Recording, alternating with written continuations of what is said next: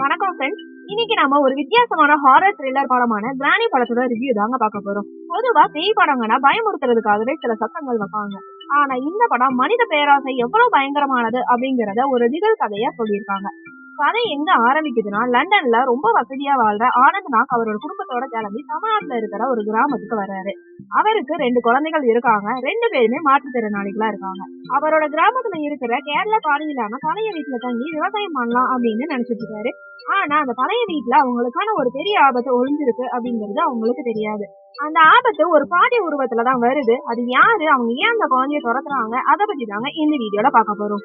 அந்த பழைய வீடு பார்க்கவே ரொம்ப அழகாவும் இருக்கு. ஆனா அதே சமயம் மர்மம் கலந்த மாதிரியும் இருக்கு. மணிகண்டனோட கேமரா ஒர்க் அந்த வீட்டோட ஒவ்வொரு மூலையும் ஒரு பயத்தோடவே நமக்கு காட்டி இருக்கு. அங்க அந்த வீட்டுக்குள்ள செட்டில் ஆகும் போதுதான் வடிவகரசி அம்மா கிராணிங்கிற கதாபாத்திரத்துல உள்ள வராங்க. ரொம்ப பரிதாபமான நிலையில உதிரி கேட்கிற மாதிரி வர்ற அந்த பாட்டியை பார்த்தா யாருக்குமே சந்தேகம் வராதுங்க. ஆனா அவங்க அந்த வீட்டுக்குள்ள வந்த கொஞ்ச நேரத்திலேயே அந்த ஊர்ல ஒரு மர்ம கொலை நடக்குது.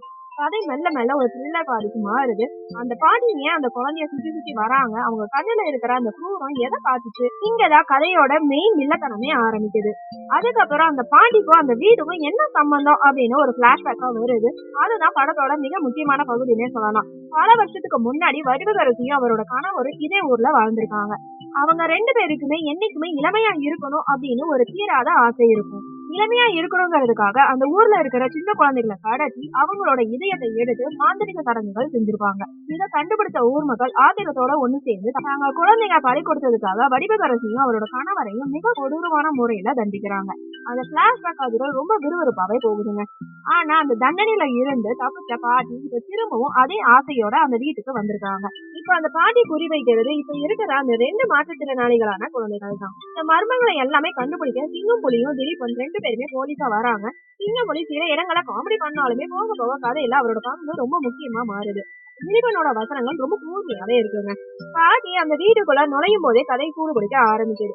ஆனா ஒரு சின்ன மைனஸ் என்னன்னா, சில தேவையில்லாத காட்சிகள் கதையோட வேகத்தை ரொம்பவே கம்மி பண்ணுது. ஊர் தலைவரா வர கஜராஜ் கதாபாத்திரம் இன்னும் கொஞ்சம் வலுவா செஞ்சிருக்கலாம். ஆனா வடிவகரசி அம்மா பேசாமலே நடிப்புல மிரட்டி எடுத்திருக்காங்க. இளமைக்காக ஒரு மனுஷன் எவ்வளவு கீழே இறங்குவான் அப்படிங்கறத அவர் முகம் அப்படியே பிரதிபலிக்கிற மாதிரி நடிச்சிருக்காங்க. பாட்டி அந்த குழந்தைகளை தனிமைப்படுத்திட்டு அவங்களோட இதயத்தை பறிக்க தயாராகிறாங்க. ஆனா அந்த பதட்டமான சூழல்ல போலீஸ்காரரான சிங்கப்புலி தன் உயிரையும் பணைய வச்சு போராடுறாரு. வடிவகரசி அம்மா அந்த வயசுலயும் ஒரு ஆக்ஷன் வெள்ளி மாதிரி சண்டை போடுறது பார்க்கவே மிரட்டலாவே இருக்குங்க. கடைசி சில நிமிஷத்துல அந்த பாட்டியோட பிளான் பழிச்சுதா இல்லையாங்கிறது தாங்க பேச்சுக்கா கொண்டு வராங்க. ஆனா சிங்கப்புலி திலீபனோட துணிச்சலான முயற்சியால அந்த 2 குழந்தைகளும் பத்திரமா காப்பாற்றப்படுறாங்க. படத்தோட பிளஸ் என்னன்னு பாத்திரலாம். இந்த படத்தோட மிகப்பெரிய பலமே வடிவகரசி அம்மாவோட நடிப்புனே சொல்லலாம். ஒரு சாதாரண பாட்டியா அறிமுகமாகி அதுக்கப்புறம் ஒரு கொடூரமான வில்லியா மாறுற இடங்கள்ல அருமையா நடிச்சிருக்காங்க. குறிப்பா அவர் தன் கண்ணாலே காட்டும் அந்த பேராசை கலந்த பயம் த்ரில்லர் ரசிகர்களுக்கு பெரிய விருந்துனே சொல்லலாம்.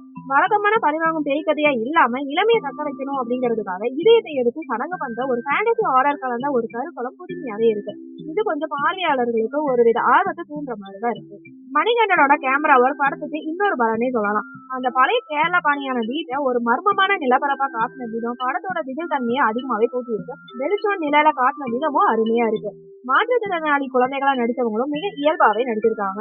அவங்களுக்கு ஆபத்து வரும்போது பார்ப்பவங்களுக்கு ஒரு வித பரிதாவும் பதட்டமும் தானாவே வர்ற மாதிரிதான் நடிச்சிருக்காங்க.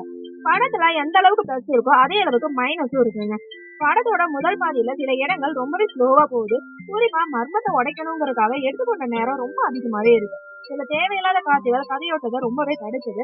கிளைமேக்ஸ் காட்சியில வயதான பாட்டி ஒரு ஆக்ஷன் ஹீரோ போல பாஞ்சு சண்டை போடுறது எல்லாமே கொஞ்சம் ஓவரா தான் இருக்கு. ஒரு மேஜிக் த்ரில்லர் அப்படின்னாலுமே காட்சிகள்ல இன்னும் கொஞ்சம் யதார்த்தமா எடுத்திருந்திருக்கலாம். சிங்கம்புலி ஒரு தீவிரமான போலீஸா வந்தாலுமே சில இடங்கள்ல அவர் பேசும் நீளமான வசனம் பில்டர் காட்சி எல்லாமே கொஞ்சம் சலிப்பை ஏற்படுத்துது. பாட்டியோட கணவராக வரும் கதாபாத்திரத்தை இன்னும் கொஞ்சம் வலுவா எடுத்துருந்திருக்கலாம். பிளாஷ்பேக்ல வரும் தகவல் மிரட்டலா இருந்தாலுமே அதை இன்னும் கொஞ்சம் விரிவா காட்டியிருக்கலாமோ அப்படின்னு தோணுச்சு. ஆக மொத்தத்துல கிரானி ஒரு வித்தியாசமான கான்செப்டோட வந்திருக்குங்க. பேராசை பெருநஷ்டம் அப்படிங்கிற ஒரு கருத்தை ஒரு திகில் கதையா சொல்லியிருக்காங்க. வடிவகரசி அம்மாவோட நடிப்புக்காகவும் அந்த மிரட்டலான பின்னணி இசைக்காகவும் தாராளமா ஒரு தடவை பார்க்கலாம். நீங்க இந்த படம் பாத்துட்டீங்களா இல்லையாங்கிறத கீழே கமெண்ட்ல சொல்லுங்க. ஓகே ஃப்ரெண்ட்ஸ், நெக்ஸ்ட் வீடியோல பார்க்கலாம். இந்த வீடியோ உங்களுக்கு பிடிச்சிருந்தா லைக், ஷேர், சப்ஸ்கிரைப் பண்ணுங்க. தேங்க்யூ.